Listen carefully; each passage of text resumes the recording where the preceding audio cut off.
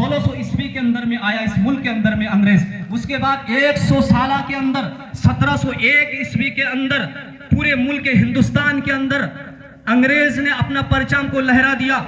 उसके बाद 1707 के अंदर औरंगजेब रहमतुल्लाह अलैह का इंतकाल हो गया। उसके बाद हुकूमत कितनी बड़ी थी, हिंदुस्तान की कितनी बड़ी थी, काबुल से लेकर कन्याकुमारी तक हिंदुस्तान की तादाद थी, इतनी बड़ी तादाद की हिंदुस्तान थी।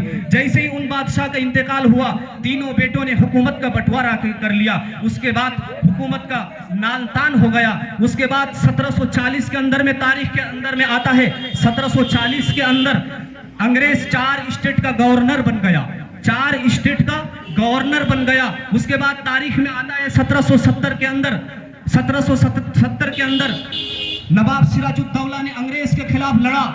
उनके पास तादाद कितनी थी, लश्कर कितने थे, 70,000 फौज लेकर जब जमीन पर उतरे, मैदान में उतरे, अंग्रेज के पास सिर्फ और सिर्फ 3,000 की तादाद थी। लेकिन 3,000 की तादाद से 17,000 मुसलमान हार गए।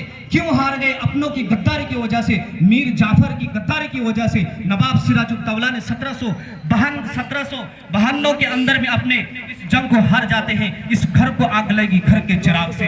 1764 के अंदर में मुसलमान बादशाह ने हुकूमत किया। अंग्रेज के खिलाफ जब लड़ने आया, नजफ खान की वजह से, नजफ खान की गद्दारी की वजह से उन्होंने भी, वो बादशाह इस जंग को हार गया। जब 1770-72 के अंदर में शाह अब्दुल अजीज रहमतुल्लाह अलैह ने फतवा दिया, उस फतवा के मुताबिक टीपू सुल्तान रहमतुल्लाह अलैह ने उस फतवा के मुताबिक अमल किया। उन्होंने भी लड़ते लड़ते शहीद हो गए। उसके बाद 1522 के अंदर में बाबर खानदान के लोग आकर हुकूमत करने लगे।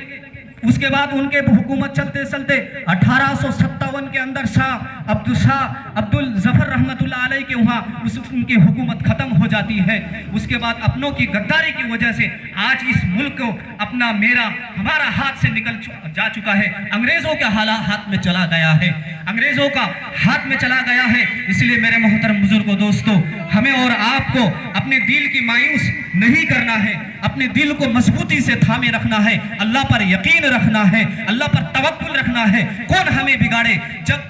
जब किसी का कोई नहीं बिगाड़ सकता, जब किसी का मौला ना बिगाड़े, कौन क्या बिगाड़ेगा? नवाब सिराजुद्दौला। इसलिए मेरे मोहतरम बुजुर्गों, दोस्तों, ये हिंदुस्तान हमारा है और हमारा रहेगा, और कल कयामत तक ये हमारा मुल्क हमारा है, हमारा रहेगा। मैं इन्हीं चंद बातों पर अपनी गुफ्तगू को खत्म करना चाहता हूँ। सारे जहां से अच्छा, ये हिंदुस्तान हमारा।